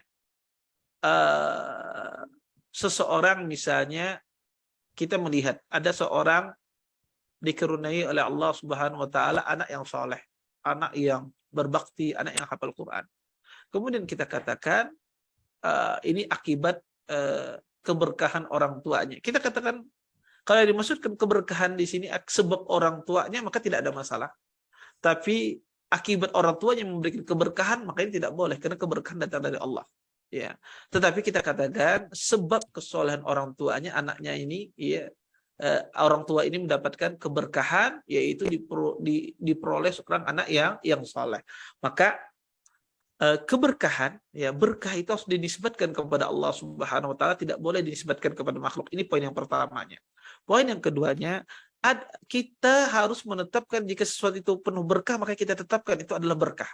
Ya, ketika sesuatu itu ditetapkan berkah oleh Allah Subhanahu wa taala, maka memperoleh berkah ini pun harus sesuai dengan secara syar'i. Contoh, Allah Subhanahu wa taala menetapkan keberkahan pada air Zam-Zam. Air Zam-Zam itu air yang penuh berkah. Taib. Bagaimana cara mengambil keberkahan air Zam-Zam? Dengan cara meminumnya dan berdoa sebelum meminumnya. Itulah cara mengambil keberkahan dari air Zam-Zam. Bukan air Zam-Zam itu digunakan dia untuk cebok, digunakan dia untuk mandi, tidak. Tetapi dengan cara diminum, dengan cara dia berdoa sebelum minum air Zam-Zam, itulah cara mengambil keberkahan. Maka cara mengambil keberkahan pun harus sesuai dengan syar'i. Dan yang ketiga, kita tidak boleh menetapkan sesuatu yang Allah tidak katakan ini berkah, benda ini berkah, kita katakan ini berkah, benda ini, maka tidak boleh. Ya, jadi kita harus menetapkan apa yang dikatakan berkah, kita tetapkan itu berkah. Dan ketika sesuatu itu ditetapkan berkah, maka cara mengambil berkah itu harus sesuai dengan sunnah. Contoh, Al-Quran, kalamullah, wahyu Allah. Maka Al-Quran ini adalah yang penuh berkah. Ya, memiliki keberkahan, penuh berkah. Ya, yang berasal dari Allah Subhanahu wa taala. Taib. Ketika kita mengatakan Al-Quran penuh berkah, terus bagaimana cara mengambil keberkahan Al-Quran? Cara mengambil keberkahan Al-Quran dengan cara kita baca, dengan cara kita mengamalkannya. Bukan Al-Quran itu ditempel di rumah, di dinding, ya, menjadi hiasan. Bukan semacam ini cara mengambil keberkahan dari Al-Quran. Jadi harus kita yakini, pertama, keberkahan itu datang dari Allah. Yang kedua, ada Allah menjadikan benda-benda sesuatu itu penuh berkah. Maka harus kita yakini demikian. Kemudian yang ketiga, ketika sesuatu itu ditetapkan, ada keberkahannya, maka cara mengambilnya pun sesuai dengan yang diajarkan di dalam Islam. Kemudian yang keempat, kita tidak boleh menetapkan sesuatu ini penuh berkah, sedangkan Allah dan Rasulnya tidak menetapkan ini memiliki keberkahan. Wallahu ta'ala alam. Nah, Ustaz, pertanyaan berikutnya. Bismillah, izin bertanya Ustadz, apakah berdosa jika seorang anak menggunakan uang orang tuanya untuk kebutuhan sehari-hari dan untuk kebutuhan orang tua juga? Jazakallahu khairan Ustadz. Dia mengambil uang orang tuanya apa gimana? Tidak dijelaskan di sini Ustadz. Iya, taib. Pertama, jika seandainya yang dimaksudkan itu anak ini mengambil uang orang tuanya tanpa izin, misalnya ayahnya ya punya uang kemudian diambil oleh anaknya tanpa izin ya dari ayahnya, kemudian sang anak ini menggunakan uang tersebut untuk keperluan dia dan keperluan ibu dan ayahnya sendiri, apakah boleh atau tidak? Jawabannya adalah selama dia mengambil sesuai dengan kebutuhannya karena ayahnya mungkin bakhil misalnya, kemudian tidak mengasih uang kepada anak-anaknya, kemudian anak ini punya hak dia, ya maka boleh dia ambil ya sesuai dengan kebutuhannya. Maka sesuai dengan kebutuhannya atau kebutuhan orang tuanya, ibunya juga tidak dikasih nafkah, sang anak mengambil untuk dia dan ibunya, maka ini boleh sesuai dengan kebutuhannya. Sebagaimana terjadi kepada Hindun. Ya, Hindun mengadu kepada Nabi sallallahu alaihi wasallam, ya Rasulullah, inna Abu Sufyan rajulun syahih. Wahai Rasulullah, sesungguhnya Abu Sufyan orang yang bakhil. Ya. Maksud Hindun bakhil di sini adalah bakhil terhadap keluarganya, bukan Abu Sufyan bakhil di dalam kehidupannya, tidak. Ya. Kalla wa hasya. Ya. Abu Sufyan adalah pemuka Quraisy, ya, pemuka orang Arab. Ya. Maka sifat bakhil itu, ya, orang Arab terkenal dengan sifat karam, sifat mulianya. Tetapi Abu Sufyan, kata Hindun, bakhil terhadap dirinya, terhadap keluarganya. Karena Masya Allah, ada orang itu sama orang lain itu royalnya luar biasa. Sama temannya, sama kawannya, itu Masya Allah, dia royalnya luar biasa. Tetapi ketika sama keluarganya, ada orang itu bakhil. Dia bakhil sama istrinya, bakhil sama anaknya. Ada tipikal orang semacam ini. Tapi kalau sama orang lain, dia ke masjid, dia bersedekah luar biasa. Berinfak luar biasa, pembangunan pondok, dia bersedekah dengan banyak, jumlah banyak. Tapi ketika istrinya, anaknya meminta, kadang-kadang ada sebagian orang itu bakhil dia terhadap keluarganya. Nah, Abu Sufyan, sahabat yang mulia ini, beliau bakhil terhadap anak dan istrinya. Makanya Hindun datang, wahai Rasulullah, Abu Sufyan tidak mengasih haknya kepada kami. Bolehkah saya mengambil, kata Hindun, tanpa sepengetahuan Abu Sufyan? Kata Rasulullah, hudhi ma yakfiki. Ambillah sesuai dengan kebutuhanmu. Maka kalau dia mengambil sesuai dengan keperluannya, sesuai dengan kebutuhannya, mengambil haknya tidak lebih dari itu, tanpa sepengetahuan orang tuanya, maka tidak mengapa. Tetapi kalau dia mengambil tanpa sepengetahuan orang tuanya, dan itu bukan kebutuhannya, maka tidak boleh. Berdosa perbuatan yang dia lakukan. Wallahu ta'ala a'lam. Naam, jazakumullahu khairan Ustadz atas jawabannya. Pertanyaan berikutnya, Bismillah, Assalamualaikum warahmatullahi wabarakatuh. Ustadz, keluarga saya penyuka musik. Ustadz, keluarga saya penyuka musik dan sekarang masih belajar dalam meninggalkan musik. Terkadang jika ada musik yang saya hafal, secara spontan saya ikut menyanyi. Apakah saya berdosa, Ustadz? Barakallahu fiik. Ya, jazakillah khairan atas pertanyaannya. Ya, pertama bedakan antara bernada, ya, berdendang dengan memainkan alat musik. Kalau memainkan alat musik, ulama sepakat itu haram, ya. La yakunanna aqwamun min ummati yastahiluna al-hir wal harir wal khama wal ma'azib. Sesungguhnya akan datang nanti sekelompok dari umatku yang menghalalkan sutra, perzinahan, khamar dan alat musik. Maka alat musik semuanya haram kecuali dub. Dub ini diperbolehkan, gendang, ya, semacam rebana itu diperbolehkan di waktu Idul Fitri yang dimainkan oleh anak-anak, dan di waktu walimah itu diperbolehkan. Adapun selain itu tidak diperbolehkan. Adapun berdendang, melantutkan abiyat, bait syair, ini tidak mengapa selama memenuhi syarat-syarat. Contoh, ya, syaratnya pertama, ya, isinya tidak ada yang berisi maksiat. Yang kedua, isinya penuh faidah, bukan perkara yang tidak ada faidahnya. Kemudian yang ketiga, irama dendangannya tidak mengikuti dendangan musik. Ya, tidak mengikuti irama tangga nada musik. Ya. Maka jika terpenuhi unsur ini, ya, isinya tidak ada unsur maksiat. Yang kedua, isinya berfaedah, membangkitkan semangat dan seterusnya. Kemudian yang ketiga, ketika dia mendendangkan tidak mengikuti lantunan musik, maka insya Allah tidak mengapa. Ini insya Allah tidak mengapa. Ini hukum asalnya demikian. Hukum asalnya tidak mengapa. Makanya ketika Anda mengajarkan anak misalnya alif bata misalnya, kemudian Anda mengajarkan misalnya Anda mengajarkan alibun arnab misalnya, ya, baun battah misalnya, semacam itu dengan didendangkan, maka tidak ada masalah. Ya, tidak ada masalah, ya. Ketika mengajari alif bata, ya, terus dan semisalnya, ya, maka tidak masalah didendangkan selama tadi dendangannya tidak mengikuti irama musik. Kemudian saya dulu pecandu musik, kemudian mulai pelan-pelan meninggalkan, tetapi kadang-kadang tidak sengaja saya mendendangkan musik-musik yang tidak bagus tersebut. Ini gimana cara mengatasi? Cara mengatasinya adalah tentunya musik itu dihilangkan dengan memperbanyak kita membaca Al-Quran. Semakin orang itu banyak membaca Al-Quran, maka akan hilang musik tersebut. Makanya di dalam surah Luqman Allah mengatakan wa minan nasi may yashtari lahwal hadis. Kata Allah Subhanahu wa taala, di antara manusia ada menggunakan perkataan yang tidak berguna, yang menghalangi dari jalan Allah Subhanahu wa taala. Maka para ulama mengatakan perkataan yang tidak berguna ini adalah musik, sebagaimana ditafsirkan oleh Abdullah bin Mas'ud. Maka kata para ulama, mafhum dari ayat ini bahwasanya meninggalkan musik, menghilangkan musik dengan seseorang memperbanyak berzikir kepada Allah. Dan seutama-utama zikir adalah Anda membaca Al-Qur'anul Karim. Maka semakin Anda banyak membaca Al-Quran, maka semakin hilang bekas musik itu pada diri kita. Semakin banyak kita mengisi diri kita dengan zikir kepada Allah Subhanahu wa taala, maka semakin hilang bekas-bekas musik yang ada di dalam hati kita. Wallahu taala a'lam.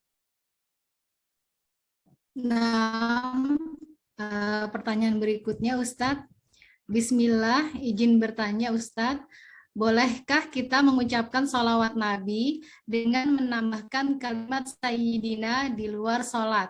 Dan jika boleh, apakah lebih afdolnya kita ucapkan Sayyidina di luar sholat? Jazakumullahu khairan Ustadz. Ya, jazakallahu khairan atas pertanyaannya. Pertama, salawat itu adalah ibadah. Maka ibadah itu harus sesuai dengan apa yang dicontohkan oleh Nabi. Maka Nabi SAW mencontohkan bagaimana bersalawat kepada beliau. Para sahabat bertanya, ya Rasulullah, kaifa nusalli alaik? Wahai Rasulullah, bagaimana kita bersalawat kepadamu? Kemudian kata Nabi SAW mengatakan, qulu Allahumma salli ala Muhammad wa ala ali Muhammad. Kata Nabi SAW, katakanlah, Allahumma salli ala Muhammad wa ala ali Muhammad. Semacam itu Nabi mencontohkan. Maka ketika dia ibadah, tidak boleh kita tambah-tambahi, tidak boleh kita kurangi. Maka harus saklek sesuai dengan apa yang dicontohkan oleh Nabi. Oleh karena itu, tidak perlu kita adakan tambahan dengan kata selain yang diajarkan oleh Nabi. Itu cukup dia bersalawat dengan mengatakan Allahumma shalli ala Muhammad wa ala ali Muhammad. Atau dia mencukupkan Allahumma shalli ala Muhammad, itu sudah cukup. Wallahu ta'ala alam. Nah, Afwan Ustadz, ini masih ada banyak pertanyaan sampai jam berapa nih Ustadz, atau dilanjut saja atau Ya, tergantung bagaimana, panitia. Tergantung panitia, dikembalikan ke panitia. Oh, 6 sampai jam 10 nih Ustadz. Kita Ya, batasi sampai jam 10. Ya. Nah, syukran Ustadz. Pertanyaan berikutnya Ustadz. Ustadz izin bertanya, salah satu adab mau tidur adalah berwudu. Apakah wanita yang haid bisa mengamalkan sunnah ini ataukah gugur? Iya, jazakallahu khairan atas pertanyaannya. Maka wanita haid ya tidak melakukan demikian ya. Wanita haid ya, dia terlepas dari hukum tersebut, hukum bersuci dan semisalnya ya, hukum bersuci baik itu haid ataupun nifas ya, tidak termasuk di dalam khitab perintah di dalam hal tersebut ya. Maka orang haid tidak perlu dia berwudu, atau sebaliknya orang nifas tidak perlu dia berwudu. Allah taala alam. Nah, jazakallah khairan Ustaz. Pertanyaan berikutnya, Bismillah, Ustadz, saat kita menjelaskan bahwa maulid tidak dilakukan di Arab Saudi, khususnya di Mekah dan Madinah, teman kita justru malah memposting ceramah seorang guru terkenal di Martapura yang sudah meninggal bahwa Arab Saudi itu dijajah oleh Wahabi. Demikian Ustadz, jazakumullahu khairan. Iya, pertama, jazakallahu khairan atas pertanyaannya. Iya, kurang tepat juga seorang mengatakan di Arab Saudi tidak ada maulid. Ada sebagian orang merayakan maulid Nabi. Ada sebagian orang merayakan maulid Nabi. Tetapi pertanyaannya, kita itu tidak berdalil dengan suatu negara. Itu salah. Orang berdalil dengan suatu negara ini tidak merayakan ini. Kenapa Anda merayakan? Enggak. Asalnya dalil itu berdalil dengan Al-Quran dan Sunnah. Negara itu bisa salah. Siapa yang memimpinnya bisa jadi dia berubah. Ya, maka kita tidak berdalil dengan suatu negara, tetapi kita berdalil dengan Al-Quran dan hadis. Ini yang pertama. Yang kedua, betul mayoritas orang Arab itu tidak melaksanakan maulid Nabi, tapi ada sebagian orang Arab juga melaksanakan maulid Nabi dan semisalnya. Sehingga pertanyaannya kurang tepat ya. Ada sebagian orang juga merayakan demikian. Tetapi itu bukan dalil. Baik negara ini merayakan, negara ini tidak merayakan, ini bukan dalil. Yang jadikan dalil adalah landasan adalah Al-Quran dan hadis Nabi SAW. Itu yang jadikan dalil. Maka kita lihat di Al-Quran dan hadis ada nggak yang menyuruh demikian. Kalau tidak ada, maka tidak kita laksanakan semacam itu. Maka yang jadi patokan, landasan seorang beragama bukan perbuatan negara atau bukan perbuatan perorangan. Karena manusia itu bisa salah. Makanya kata Imam Malik, kalau kamu ingin mengikuti seseorang, maka ikutilah yang sudah meninggal. Yaitu maksudnya Nabi SAW dan para salaf. Orang-orang yang sudah dijamin, orang-orang yang diketahui ya kesolehannya, ketakwaannya, maka ikutilah mereka. Karena orang yang sudah meninggal itu aman dari fitnah. Adapun orang yang masih hidup, ini tidak aman dari fitnah. Saya tidak aman dari fitnah, Anda tidak aman dari fitnah. Maka ikutilah ya sunnah ya orang-orang yang sudah terdahulu. Ya, karena mereka sudah aman dari fitnah, itu yang kita ikuti. Adapun negara dan semisalnya itu pasti ya tidak aman, ya bisa jadi berubah suatu saat, berubah kebijakan dan seterusnya. Maka kita berdalil bukan berdasarkan negara tapi berdasarkan Al-Qur'an dan Sunnah Nabi SAW. Naam, jazakumullahu khairan Ustadz. Pertanyaan berikutnya, Afwan Ustadz, saya seorang mahasiswa yang mengambil pendidikan anak usia dini.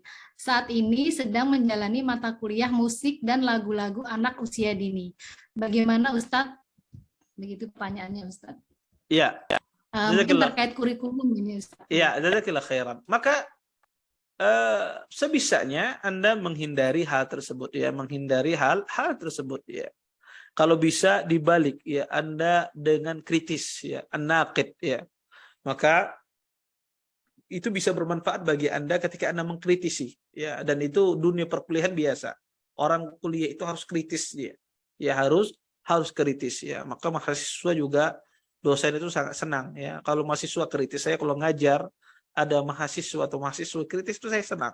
Itu menunjukkan ya otaknya jalan, ya, bahwasanya dia tidak menerima apa yang disampaikan oleh dosennya, tidak pasrah dia. Maka harus kritis, ya, mahasiswa itu harus kritis dia ketika disampaikan, karena itu forumnya, ya, forum perkuliahan. Kapan lagi seseorang mau kritis kalau tidak di forum perkuliahan, ya, forum seseorang menimba ilmu dengan dosen, ya, bukan seperti forum di pondok, bukan seperti forum di SMP, SMA. Kalau perkuliahan forumnya kritis, maka Anda jadikan materi tersebut Anda kritisi. Ya, Anda kritisi, ya, dengan tentunya dengan data-data yang Anda miliki, dengan fakta-fakta yang Anda miliki. Maka ya mudah-mudahan dosennya mengerti, ternyata ini kurang. Oh, ternyata ini kurikulumnya harus diubah. Seharusnya tidak musik, tapi dengan Al-Qur'an, dengan zikir kepada Allah Subhanahu wa taala, ya, semacam itu. Maka kalau seandainya sudah masuk di kurikulum semacamnya, ya sudah, mau gimana lagi? Maka seseorang berusaha meminimalisir mungkin, ya, untuk tidak terpengaruh, dan juga dia berusaha untuk melakukan kritis terhadap kritikan, ya, terhadap materi-materi semacam itu, dan itulah forumnya di dalam perkuliahan. Wallahu taala. Nah, Ustadz, satu pertanyaan lagi Ustadz. Bismillah, barakallahu fiik Ustadz, izin bertanya, bolehkah ketika sholat fardu pada rakaat pertama setelah surah Al-Fatihah, saya membaca 10 ayat pertama surah Al-Kahfi, dan pada rakaat yang kedua saya membaca 10 ayat terakhir surah Al-Kahfi juga. Mohon pencerahannya Ustadz, jazakumullahu khairan. Dia di rakaat pertama membaca 10 awal surah Al-Kahfi dan juga 10 akhir surah Al-Kahfi di rakaat yang pertama. Bukan di rakaat yang kedua, ya. Di 10 ayat yang terakhirnya di rakaat kedua Ustadz. Di rakaat kedua. Taib. Ya, jazakallahu khairan atas pertanyaannya. Ada masalah kalau dia di rakaat pertama dia membaca 10 ayat awal di surah Al-Kahfi, di rakaat keduanya 10 akhir surah Al-Kahfi, tidak ada masalah, karena tidak mesti berurutan. Di rakaat kedua menyambung membaca di rakaat pertama, tidak mesti. Walaupun afdalnya adalah seseorang itu ketika dia membaca Al-Qur'an, kalau bisa dia menyelesaikan satu surah, itu yang afdal. Tapi kalau tidak, surahnya panjang, maka bisa dibagi.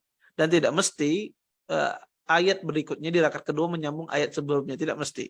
Ya, boleh dia tidak menyambung pada ayat sebelumnya, boleh dia berpindah juga ke surah yang lain. Maka tidak mengapa seseorang membaca 10 awal dari surah Al-Kahfi di rakaat pertama, kemudian 10 akhir dari surah Al-Kahfi di rakaat kedua, maka insya Allah tidak mengapa. Wallahu taala a'lam. Jazakumullahu khairan Ustaz atas jawabannya. Alhamdulillah semua pertanyaan sudah dijawab, ya, akhwat wa ummahat. Jazakumullahu khairan kepada Ustaz atas penyampaian materi dan juga nasihatnya pada malam hari ini. Semoga kita semua diberikan kemudahan dan keistiqomahan untuk senantiasa menjalankan sunnah Rasulullah Shallallahu Alaihi Wasallam sebagai salah satu bentuk bukti kecintaan kita kepada Rasulullah Shallallahu Alaihi Wasallam. Sekali lagi jazakumullahu khairan kepada Ustadz atas penyampaian materi dan nasihatnya. Jazakallahu khairan kepada akhwat wa ummahat yang telah berhadir pada kajian kita malam hari ini. Kami dari seluruh panitia mengucapkan mohon maaf.